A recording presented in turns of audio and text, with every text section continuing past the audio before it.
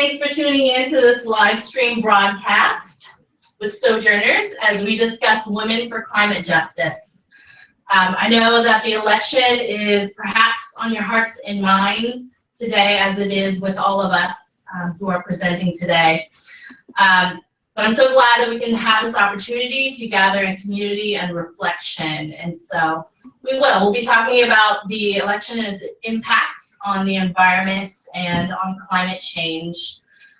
But before we do that, I just want to thank all of you for taking the time to be here, and especially our presenters who are with us today. So I'm Elena Ramsey, and I will be moderating our discussion today. I am the Women and Girls Campaign Director at Sojourners, where we are committed to lifting up the God-given dignity, leadership, and empowerment of women and girls. And so this fall, we have been celebrating the leadership of women and how they are transforming church and society and in their communities. And so with us today are some brilliant women who are all for climate justice and are making waves in the work that they do. And so we wanted to take the time to be with them and hear their stories. So today you're going to meet and hear from Keya Chatterjee, who is the Executive Director, wait, there she is, of USCAN, or the U.S. Climate Action Network. And we also have Shantha Ready Alonso, who serves as the Executive Director of Creation Justice Ministries. Thank you for being with us. And I'm proud to be sitting here with my colleague, Alaura Carter, whom I work with at Sojourners. She runs our climate justice campaign. And so they are a part of this fall series of sharing our stories. And it's the third webinar that we're running this fall, and focus all on storytelling, because we recognize that stories are the heart of what we do as advocates and movement builders. There's a story behind why we started doing this work, a story that keeps us going, and one that connects us, and a story that will continue to bring others along. So especially in times like this, I think it's really important for us to be rooted in who we are and the stories that define us and inspire us to keep moving forward. And so today's topic will focus on women for climate justice. And I want to invite everyone who's tuning in to please join the conversation with us. You can submit your questions to our presenters through Twitter. Please feel free to message us at Sojo Women, S-O-J-O Women, where we will take your questions and we'll be sure to share them at the end of the live stream, where we'll do public Q&A. So here we are, the women who are at the front lines of climate justice, especially in a movement that often does not center the voices of people of color, of disenfranchised communities, and of women. And so it's good to be among you, to be in company with Keya and Shantha and Alaura. And so I want to hear your stories. Could you tell us in the audience about a person or a moment in your life that person influenced you to act on behalf of creation and for all those who are affected by climate change? So Keya, could you kick us off? Sure. So it was a very discrete moment for me when I began working on climate change, which is an issue that ended up changing both my career and my life in many ways. I was working at NASA in 2002 when I actually just literally got really freaked out by the Arctic sea ice data. I saw it, and 48 hours later, I had a new job and a new career, because what I saw there was not just ice, which not that many people care that much about, but what I saw was the communities around the world who would get hit first and worst, which we know are communities of color and low communities. And in that job, the next thing that happened was I started working on communicating climate change, and there was a former ExxonMobil lawyer who was in the White House, and just made it impossible for us to do our jobs and to share information. So sorry, I'm in the grieving process from the election, clearly. And I think it's really important to reflect on this moment, how much harder our jobs will be for communities, because those very same former ExxonMobil lobbyists and lawyers are going to be in the White House again. And we have a president-elect who's a climate denier. And so the thing that brought me into civil society was this realization that we had so much power on the outside that people don't have on the inside. And we still have that power. You know, more than half of the country, in terms of people, still have that power. And I think we all need to grieve today. And then tomorrow, we need to use that power and use our stories and what brought us here and tell our stories so that people know how dangerous this is and how much is at stake, so that we all come together. Thank you, Keya. You're right. We bring our whole selves to this work. And so I really appreciate you sharing your stories and being real with us, because this is a very difficult time for many. And so Alaura and Shantha, if you would also share your story. Next. Thanks, Keya, for sharing. So I think my climate awakening was really through the student Christian movement. When I was a student, I was involved in the World Student Christian Federation, which brought together students from different countries all over the world for retreats where we would learn about different issues and pray together and become friends with each other. And I met a wonderful woman named Lenny Valeriano, who told me about the severe weather that they've been experiencing in the Philippines to climate change. And since then, we have stayed in touch, and I've seen that country go through Typhoon Haiyan and horror since. And I think what I learned, climate change was something that was academic or scientific before I met Lenny. Realized how much this personally affects her life. I understood that climate justice is about building relationships. It's about who you spend time with and invest in, and it's about making it personal and making sure that when you think about climate change, you think about how it's affecting real people. It's not about particles in the air. It is about particles in the air, but it's really about how it affects communities.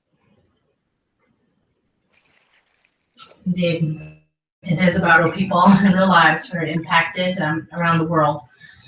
How about you, Alaura?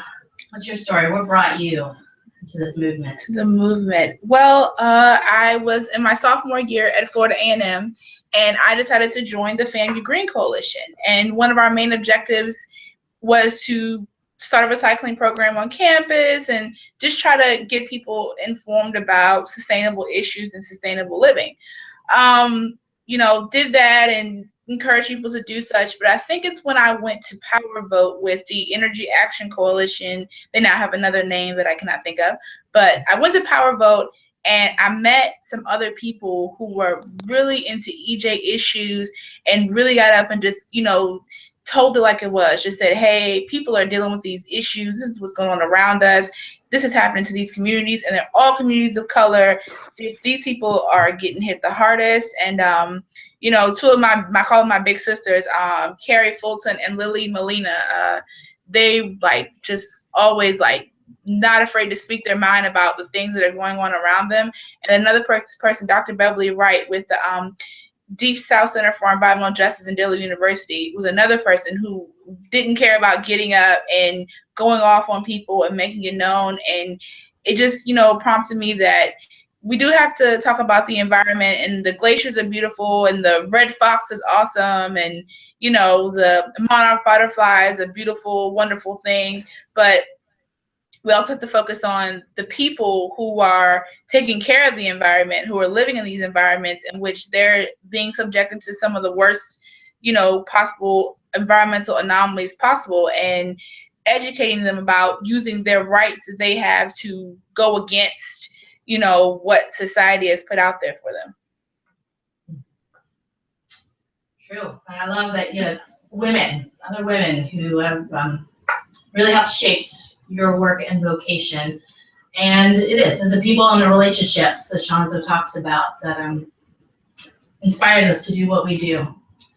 And so we're going to turn now to more reflection from each of you. I want to hear a bit more about the work that you do and ways that we can continue to support under-resourced communities. So again, bring your whole selves into this conversation, either as women of faith, women of color, and any other identities that you bring to the table. It is all welcome, and I think it's all part of building a stronger movement. And so I think it's quite appropriate that we start with Keya, who serves as the Executive Director of the U.S. Climate Action Network, whose very mission focuses on building a more inclusive movement in support of climate action, one that represents and elevates the leadership of women, of immigrants, indigenous peoples, and all those on the margins and most affected by climate change. And so Keya, can you tell us why are you committed to building this kind of diverse network? Well, I mean, I think the first reason is because fundamentally, no matter what happened last night, I do believe we are stronger together. And I believe that it's the way to win, and I do it because I believe we will win. And I think we win when we take leadership from the front lines, from the communities who are most affected. And when we bring an element of democracy to to the way we work with each other within our community, so that we're not just saying, you know, we believe in democracy as an ideal for society, but saying, like, we believe in just relationships amongst ourselves as we do this work, because that's critical to winning. You know, we know that we have a moral obligation on these issues. I actually think that's pretty universally accepted in this country.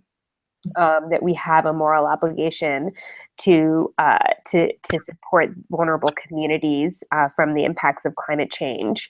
I think that the thing I believe really strongly that is really hard to convince people of is that we can do this, and that we can do it together. And you know, like I said, I came from working at NASA. We put people on the moon. We do amazing things as a species all the time, and I really do believe that what we're doing right now is something that is best done together and best done taking leadership by those most affected, and that it's how we win, and that at the end of the day, it's also how we take on what appear to be very, very strong interests that would hold us back, whether that's ExxonMobil or a coal company or a utility. You know, there are those that don't want us to succeed. You know, we have a president-elect who is a climate denier right now in this country. There are people who don't want us to succeed. And the way we prevail against that is by connecting, by using democracy, by aligning, and by overcoming together. And so U.S. Climate Action Network is this network of over 150 organizations. We're the U.S. node. There are nodes all over the world. We have faith groups. We have racial justice groups. We have immigration justice groups. We have, you know, more traditional environmental groups. And it is by building relationships with each other that we overcome and we succeed in this endeavor, which we really have no choice but to succeed in, and so fundamentally we will succeed. I mean, what is the other option? So I think that you know, why I do this, which is the original question you asked, is because it's the way to win, and I don't see any option other than winning at this point. Yes, absolutely. So much is at stake. But it matters how we do it and who we do it with. And so I love that you talked about just relationships, that there is a way to connect, conspire, and collaborate for the common good. And it matters how we win, because we need this. We need climate justice. So I just want to remind our audience that you can send us your questions, your comments, your concerns, lament with us, grieve, but also inspire and connect. And so please do send in your comments at Sojo Women, and we'll be sure to share them at the end of the broadcast. All right, so Alaura, let's talk about the work that you do to help expand the climate justice movement to faith communities and to Christians in particular. So here at Sojourners, we have a Creation Care campaign that is committed to educating Christians about the biblical call to stewardship. And in your experience, Alaura, what are the challenges and the opportunities before us as we engage churches and communities to address climate change? Oh, challenges and opportunities. I'm sure the other two ladies can definitely identify with this. The faith community and the church is still a cornerstone for many people. They still are strong in their faith. They still rely on that ounce of faith or religion that they've had from way back when to guide them through difficult times. And the church is very helpful with that. The church can be a great resource for people to come together and find a common way to express themselves, to gain information. And a lot of people have their trust in the church. So, I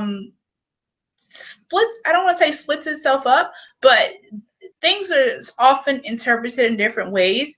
And the church also focuses on a number of issues, and it's hard to get sometimes the church to go on board with you with what you feel or the climate movement, because they're focused on another issue and they want to tackle this. And there's also issues with, people interpret the word, very differently. Some people take it for a literal sense, and some people take it in their own ways. And it's hard to get people on board. It's hard to get sometimes older people on board, younger people on board, and it's an uphill battle. But we have to, take our successes, and we really have to, as people of faith, and have to figure out a way to transform. I don't want to put this. I guess transform what we do to work for everyone. And my own personal church here in DC, I've been there my whole life, and my pastor, I'm sure he's aware that we need to do more for the climate and the environment, and that we need to educate people about climate and the environment. But a lot of churches like mine have 800 other issues going on around them that they're really trying to make sure people are aware of. Here in the district, we have a huge problem with gentrification, and that's been a main focus of a lot of churches here. How are we going to stop people from kicking our members out of their homes and displacing them to greed? How are we going to stop our health crisis? How are we going to stop the violence in our streets? And we'll deal with the environment later. And it's hard to sometimes get them on board with environment affects all of us. It's not just a over there issue or over here issue, or white or black. It's a universal issue. And I think that the faith community has a lot of power to really put their voice forward and really take it as a time to educate people about climate change. And that's what we're trying to do here at Sojourners. Get the faith community to, and not just the faith community that you hear about that's always doing stuff, the same environmental faith organizations that are always out marching and preaching, but the faith community, just the general entire faith community, to educate, because we have so many opportunities, whether in the pulpit, in the streets. A lot of representatives look to their hometown churches and their pastors they grew up with for advice. People flock to the church when they need stuff, and there's so many opportunities for the church to be that voice to push the message out. But it's just a process of getting the church on board and making sure they have the right message. Don't let the wrong person tell them, something that's not true, or something that's not going to be beneficial to their members, or to, something that's off the wall, and they're pushing the wrong message to the people. It's just, we have to look for little things to combat climate change. And then as a faith community, and working with different congregations, and as a faith organization that does climate work, one thing that I've experienced from being here at Sojourners so far is that a lot of other organizations who are not faith organizations are often scared to work with us. They're scared to partner on certain things. I don't know what they think we're going to walk in the room and do, but you know, they're a little hesitant. And one great thing that the faith community really needs to make an effort to do, but that we have been doing, is going out into these other environmental orgs and putting all the other stuff aside and coming together to do something global. Because like I said, the environment affects all of us. So we, you know, it's an opportunity. We have to take these opportunities to work with, okay, they may not be a faith org, they may not do this, do that, they may not pray, but you know, we're all working for the same cause. So let's put that aside and let's see how we can work together to influence our different networks to make a global solution or come up with a global fight. Because at the end of the day, you know, people talk about Sierra Club or 350, but they've got a lot of money and they've got a lot of people on their side, and us banding together is an opportunity that could really reach more than just us sticking to we have to be in the church all the time. If you're not in the church, we don't want to talk to you. Because there's so many other people who are not in the church and we can bring to the church that other groups have the power to reach, and we could work together on those issues. Amen. Yes, I think there are a lot of great opportunities to engage people of faith, especially when people start to recognize and learn how much climate change affects all of us. And as Keya says, we have no other option. We have to do something about this. And we have to look to the leaders among us, the voices that are not always heard. You know, yeah, we talk about 350 and a lot of great leaders, white men, who are leading this movement, and yet forgotten are, I find, are the women who have been doing this work for centuries, who've been caring for their watersheds and their communities, but their voices aren't breaking through. And so I would like to turn to Shantha, who is the Executive Director of Creation Justice Ministries, and would love to hear about how you're implementing all of these challenges and finding solutions in your ecumenical work. So Creation Justice Ministries engages various Christian denominations to create social change on behalf of creation. And right now in the media, we're hearing about the Standing Rock Sioux Tribe that are protecting their land from the Dakota Access Pipeline. And so, Shantha, as a Christian, could you share why you decided to support the Standing Rock Sioux, and perhaps other ways that your organization is speaking up on behalf of vulnerable communities? I will share that, but first I would thanks to Alaura for bringing up the fact that issues. I think that's something that churches bring to the table that is not necessarily thought of in the climate movement. So there's a paradigm. It's like, why don't the churches get on board with this issue? Because there are a bunch of single issue groups that work on climate and think they should talk about this issue and they should talk about it the way we conceptualize it. But a lot of churches are on the front lines of responding to climate injustice, whether they're articulating it already or not. And it's a matter of connecting the dots, because a lot of the activity is already there. Churches are really mobilized around hunger and disaster response, water protection, water relief, and whether they articulate that as part of a climate justice analysis, that's part of the work of our work. And that gives me a lot of hope. And so our work is inherently intersectional. You can't pull climate apart from poverty issues, hunger issues, racism. All of those things are connected. So that brings us to Standing Rock. So the Standing Rocks have been working on protecting their land and water for a long time. Churches really started getting heavily involved and engaged in August. But on the some of the members of the Standing Rock Sioux happen to be part of the Presbyterian Church USA, and so they have been in touch with that Washington, D.C. office. Many of us who work in the religious community are connected to each other, meet regularly. We meet on Capitol Hill every other week. Please, Alaura. And we realized that we had to have more united response, and we needed to follow the lead of people on the ground there.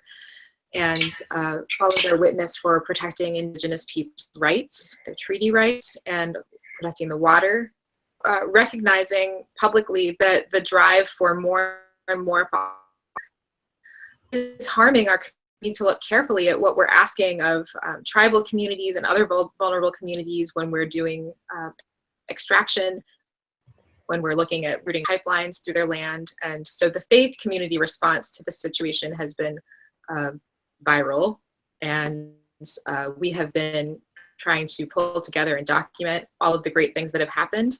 After this conversation, we'll send out a link that has some of the statements and social media stories, news clips that have come out of all of that activity. But one of the most profound things that came out of it was an action that happened last week on Thursday. It was led by an Episcopal priest on the ground, Father John, and I think 524 clergy and other faith leaders traveled to Standing Rock together to engage in public witness, to stand with Standing Rock. And what they did was really important and symbolic. Burn a copy of a document called the Doctrine of Discovery. And this doctrine is very connected to a lot of why our relationship with God's creation and with other people is so broken. The Doctrine of Discovery is a heavy topic that we don't have time to go deeply into today, but I will say just the basics about it. It was created in the 1400s out of the Vatican papal bulls, and it basically justified the colonization and genocide and attempted to put a divine spin on taking over land and harming people, and really led to the many places in Africa and the Americas, and has created a culture of greed and a perpetuation of the idea that white land-owning men have the right to do whatever they want to other people gain. And we're still dealing with that today. That's the analysis that we bring as a religious community to Standing Rock, that we need to burn and repudiate and form our relationship with this doctrine of discovery and all of the ways that it infects life together. Development of church. Some of the churches at the highest level have decided to come out and do education about it, repudiate it, and Creation Justice Ministries is going to do a lot of work on that next year. Wow, thank you for helping us connect the dots and for also just amplifying the indigenous-led work that's happening on the ground at Standing Rock. And to also make sure that our Christian communities are owning up to the legacy of genocide, and that's contributed to where we are now. And so we are going to share with our audience and those tuning in some resources and actions to make sure that you feel connected as well to this great climate justice movement. Before that, I just want to make sure, again, that folks are tweeting in your questions. We'll be taking that after we review all of our resources and actions. So please send us a message at SOJO Women on Twitter. All right, so I would like to highlight some of the resources offered by our great partners who are sharing during this live stream. U.S. Climate Action Network really is a clearinghouse for just the wide, broad, beautiful movement that is climate justice. And so they have a whole resource database that is full of reports, fact sheets, policy analysis, ways that you can get involved through sign-on letters and other advocacy. And so I really want to encourage everyone to check out that database and the usclimatenetwork.org website. Just so many opportunities for you to get educated about climate change, but also to get connected to a whole community that is committed to making sure that the generations to come that we are protecting creation. And so thank you again, Keya, for doing that great work and leading that movement. And then also want to share the resources that are provided to you through Creation Justice Ministries. Huge coalition effort that they are working with to make sure that the Protestant denominations, and then some in the Christian community are acting on behalf of creation. And so, as you see on your screen there are some save the date opportunities I want you to be aware of, including Earth Day Sunday that's coming up on April 23rd. It's the Sunday closest to Earth Day. And their theme for 2017 is going to be about environmental justice from indigenous people's perspectives.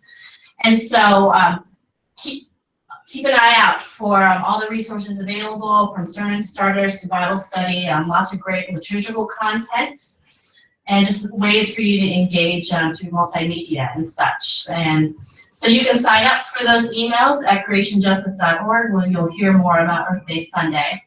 And also later in the year, you'll hear more about the Season of Creation, which launches in September 2017.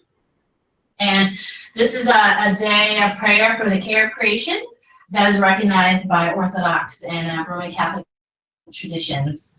And many churches choose to pray and act on these dates, especially in recognition of the feast day of St. Francis of Assisi, who is the patron saint of the environment, if you will. And so there's so much great opportunities to connect our faith tradition to this work, and are glad that Shantha is leading that effort through coalition work at Creation Justice Ministries.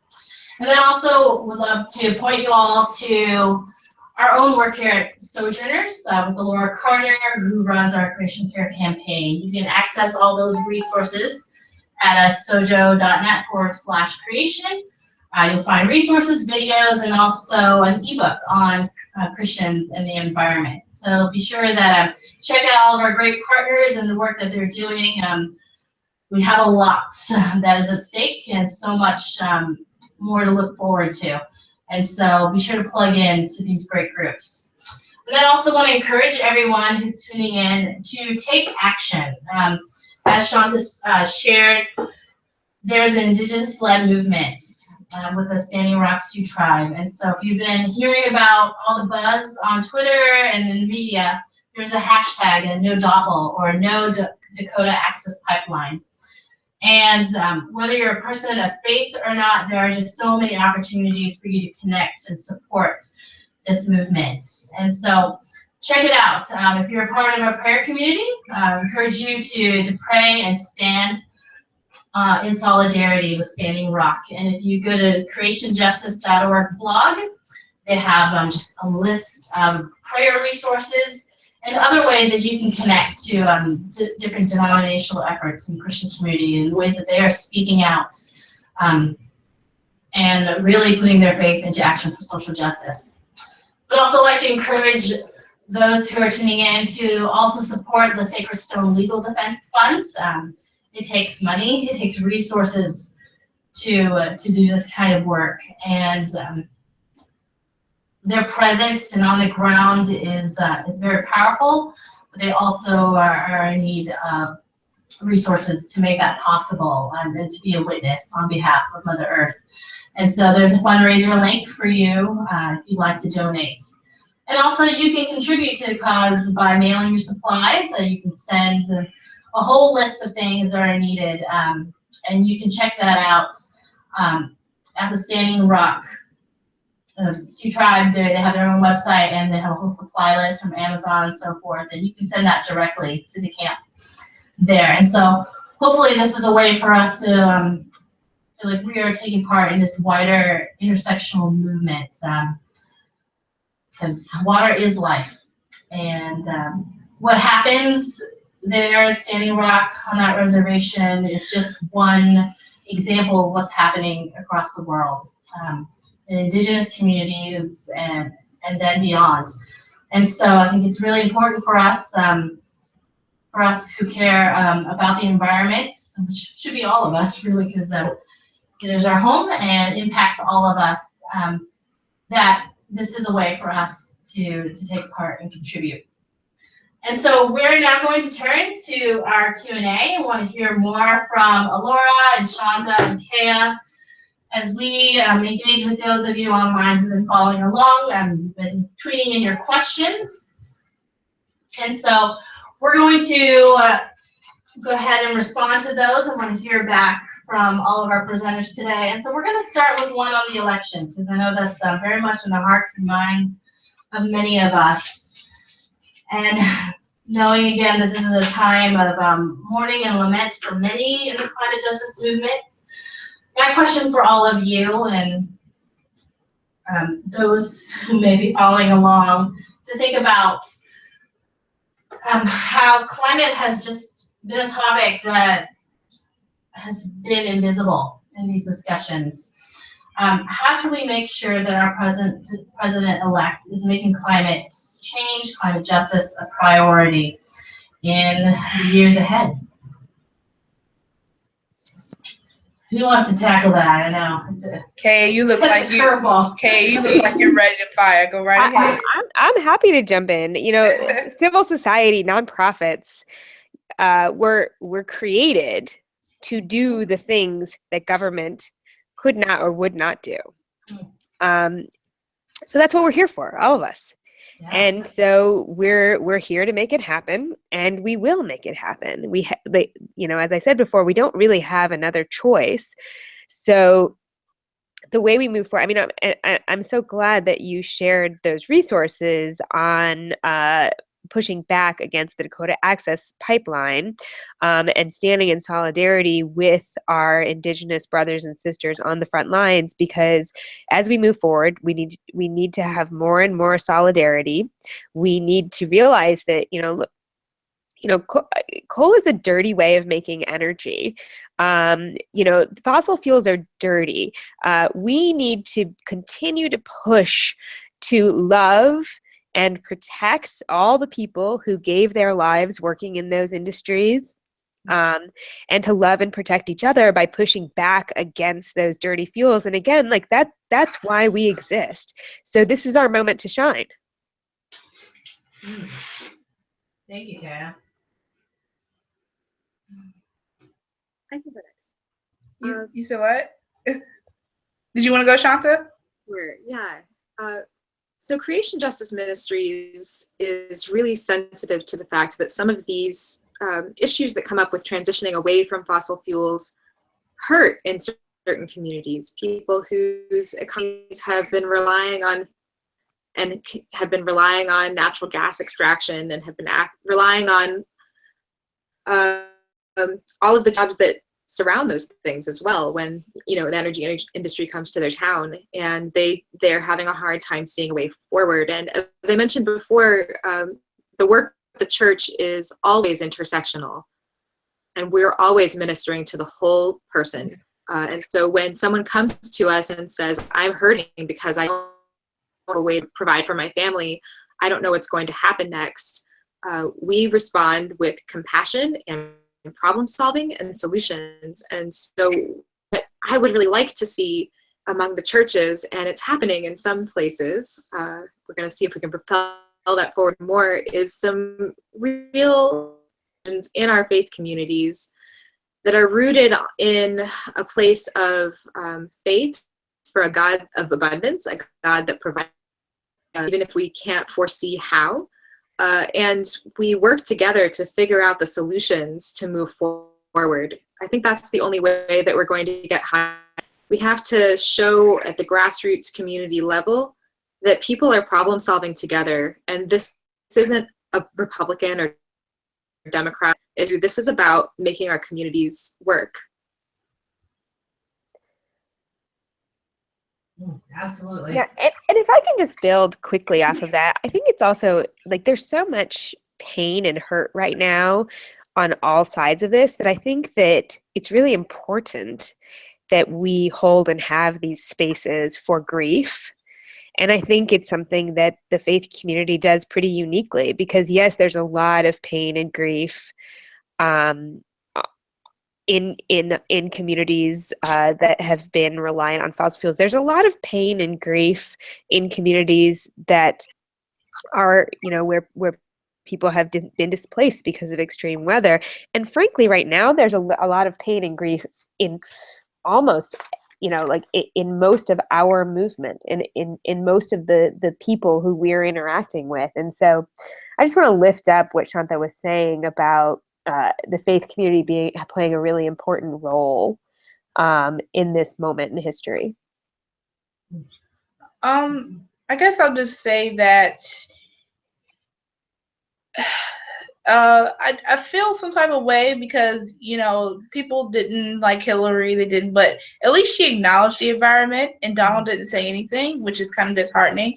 And we've got to get people to care. We've got to get people to do something, to get on board, because as I said before, the environment affects all of us. It doesn't matter if you're white, if you're black, if you're from Mexico, if you're from Portugal. It doesn't matter if you are rich or you are poor. When the climate goes belly up, we're all going to get hit. It does not matter who you are. So you can move to the highest mountain to escape the rising seas, or there's nothing you can do. It's going to affect all of us. And people need to start coming into the realization that we've got criminal justice reform. We've got people who can't eat. We've got energy issues. We've got nuclear weapons issues, people overseas. Those are all issues that are very important, but the earth affects all of us. We all live on the planet. So it does not matter what's going on in Iraq. It doesn't matter what's happening in, with issues in Mexico and the drug trade. The earth is going to hit everybody hard if the climate continues to go in the wrong direction. Sadly, it'll hit those frontline communities first, but it will eventually get to some of those people who are right now saying climate change is not real. It's just the weather, because it's already getting to some of those people. There are extreme droughts in California, and a lot of people who don't think climate is real, who were ready to fight the past governor of California who wanted to put the legislation in for carbon, are some of the people who own those large farms that are going through droughts. And they keep saying this is just part of the weather. It's just something that happens. It's a real global thing. It's a problem that everyone needs to focus on. And I think our role now is environmentalists, and we have to get people to care. We've got to get those people who are uninformed about how climate change really works and what it really is. We have to get them informed so that even though they may be Republicans and they may be Trump supporters and they may say, well, I'm upset with this, and if they're informed, they can start going to these representatives and these senators and saying, hey, it's been raining for 2 weeks and my house just flooded. We got to do something. It's a global issue, and the faith community plays a big part, but I think it's a part for everyone to make sure that we're educating people. Because I guarantee you, half the people that you meet who don't believe climate change is real or don't think the environmental issues are real do not know the facts. They do not know the real facts behind what's going on in our planet. All they know is what the media spins to them, or what someone else has told them that, oh, this happened 20 years ago, it's not a big deal. And if they're educated correctly, they'll get up and say, hey, I may not like this, I may not like that, but the truth of the matter is the earth is drying out and the seas are rising. So we've got a global issue we need to work on. Yes. I'd like to build on that. So I think something like less than 10% of the population considers themselves to be environmentalists. But a lot of people look around and they see pragmatically, we have to deal with sea level rise. We have to deal with more hot days during the year. These are trends that people are already working on adapting to these things. And so whether or not we're dealing with political leaders who use the word climate change, there are ways to talk to them about the adaptation that we need to make happen, that could lead to some areas. I mean, Donald Trump himself had to build a seawall to protect one of his golf courses. He took that action. So I hope that he'll be pragmatic about dealing with some of the realities that are facing our coastlines and areas that are being hit hardest by drought and flooding. Yeah, great point. There's some great challenges before us, but also, as you all said, that this is a time as any to get organized, and we have a lot of grassroots power. We have a lot of resources at our disposal to hopefully create some political will around this. And one of those resources includes you harnessing the opportunities and influence of faith communities. But we have a question from Twitter, which I think is a very fair point, a comment, observation, and also a question.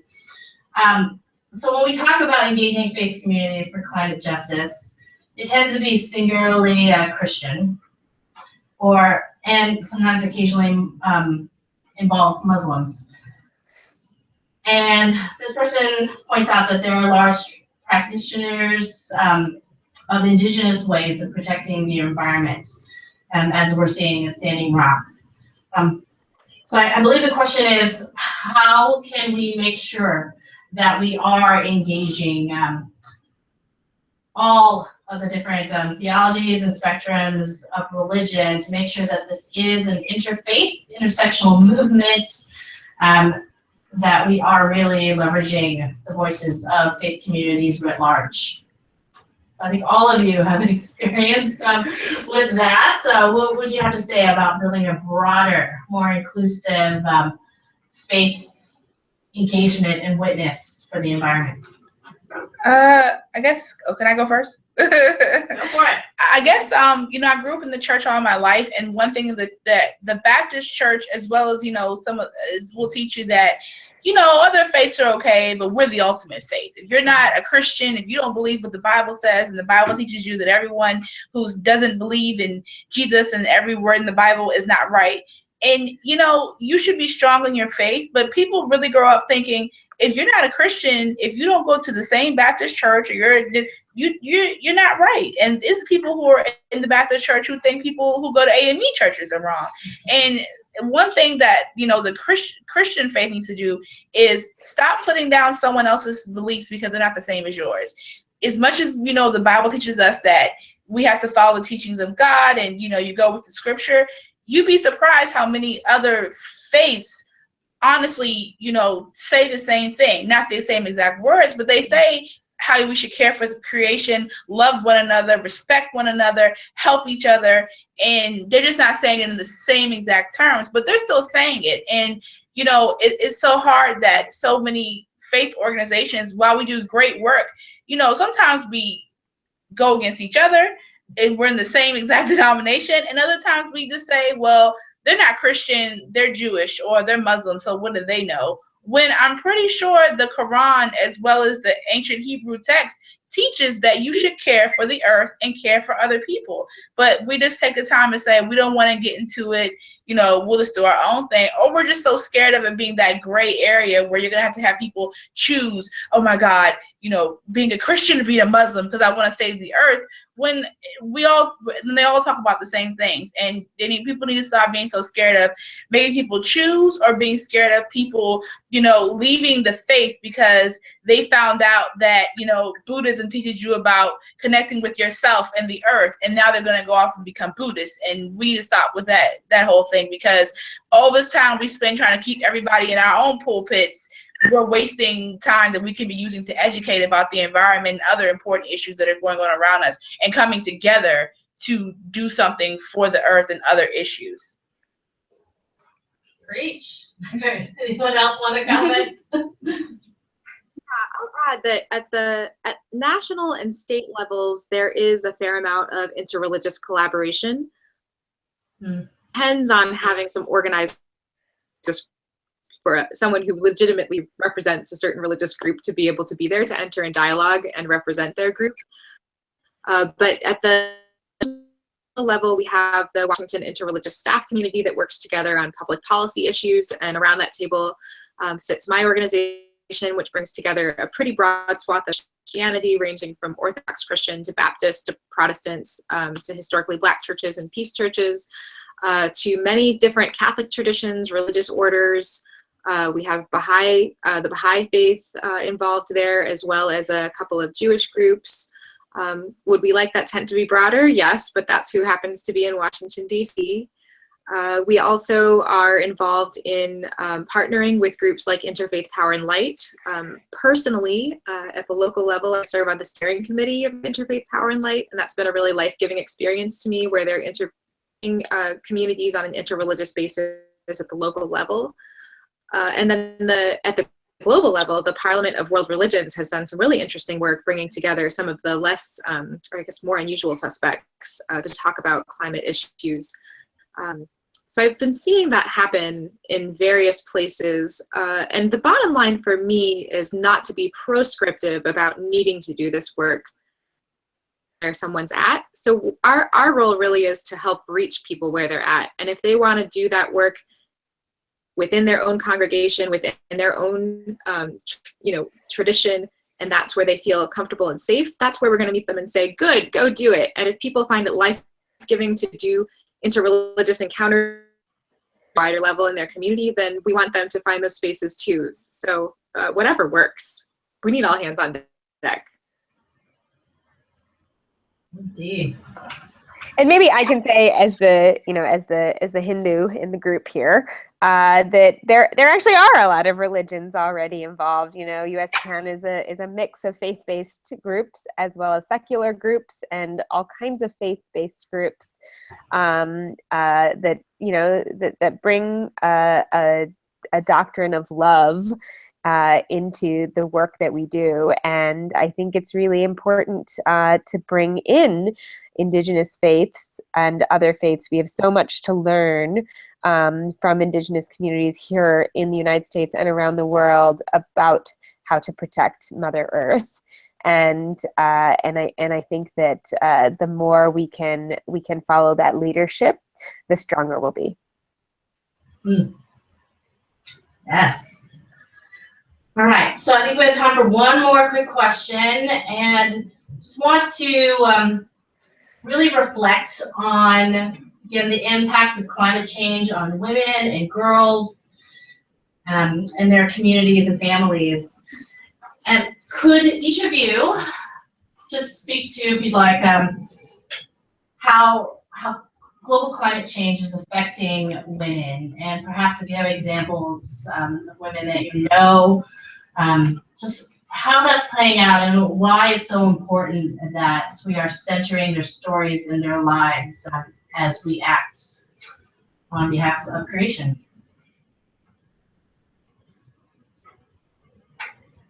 I'm happy to start. Women and girls are disproportionately affected by the impacts of climate change. I'll use an example of the U.S. and from the U.S., but there are many, many, many around the world, and I'll just give some sense of, I'm so sorry, of how that, plays out. It's because, women are responsible for many of the key functions that are affected by climate, for mainly getting food and water and shelter for their families. But, in the U.S., what we see is that, when there are extreme events that are made worse by climate change because of a warmer ocean, because of higher seas, because of higher storm surges, women, and particularly women of color, are very badly affected. It takes a long time to get back on your feet when you lose your home. And so we know there are leaders within our movement, both women of color and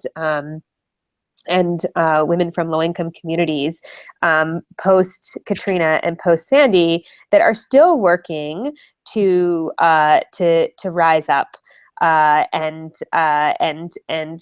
create communities to fight back. And so my dear friend Colette Pichon Battle is a total inspiration to me, from South Louisiana, as a hero in this story. So she went back to South Louisiana after Katrina. She's educated as a lawyer and went back and helped everybody in her community interpret all of the legal documents that were given by FEMA and others. I could go on, but women are such an important player, not only as people who are most affected, but I also really want to hold up as the people who are the heroes in these stories, the people who are building resilience in communities so that communities are taking care of each other and coming through. Because where we are in terms of atmospheric physics, as Shantha was alluding to, is that we will have impacts. We will need to prepare do adaptation measures. We will need to prepare. That's a part of the way forward, but there's only so much we can prepare for, and women are really play an important role in that preparation, and also an important role in speaking truth to power and making sure that we limit the amount of change to what we can actually cope with. Thank you for sharing about the sheroes who are leading this movement. They're not just, yes, they're disproportionately affected by climate change, but as always, women and their creativity and resiliency are fighting back. And so either you, Shantha or Laura, want to share any final thoughts about women and the impact on climate change and what they're doing about it? Oh, you want to go ahead, Shantha? The stories, yeah. So the stories that Keya was sharing about being resilient to food and water access issues, disaster response, all of that's true. And I might build on that and also talk about the role of women in healthcare. We have seen so much degradation of our air quality, particularly in areas where there is drilling, mining, coal-fired power plants, everything connected to the fossil economy that's harming our community's health. And it is more often than not women who are getting the word out about public health issues. It is more often than not women who take kids who are disproportionately impacted by asthma to those doctor's appointments, women who are in nursing roles, who are again on the front lines of seeing what's happening, lines of communicating out what's going on and what needs to change. I've been really encouraged by the public health perspective on the climate crisis, and that's a big justice issue. To Latino and African American children are much more likely to be impacted by asthma than their white peers. I will say that the Bible tells us that the woman was created from Adam's rib. And I think that that's what the woman is. The woman is the rib. She is holding the man, holding him up and supporting him along the way.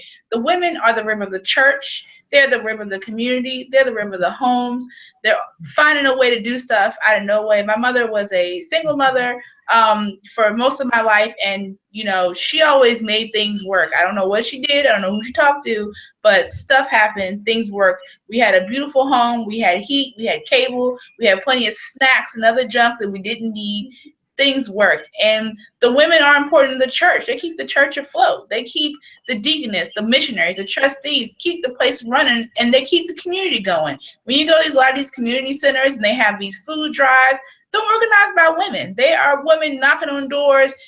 Can we do this? Can we do that? A lot of Hillary's campaign were women out doing what they had to do. A lot of Donald's campaign was also women talking about how, he cares and he wants to do this for the working family and the mom's important. And the women are the rib. They're holding things afloat. And one thing that I hope as we as, environmental leaders and women in the movement is that we continue to encourage younger people who we need to join the movement, because we always need numbers, that women are just as important as men. And as everyone loves Bill McKibben and Leonardo DiCaprio and Al Gore, and we love all these people who, are men on the front and, oh, we're doing this for climate. They're wonderful people, but guaranteed they have a staff with plenty of women who are doing that research. They have a wife who's nudging them along every step of the way, pushing them to go forward. They have a sister or a mother who is doing this and doing that. There's doctors making breakthroughs every day for, science. They probably got a wife or a nurse who's at their side who's saying,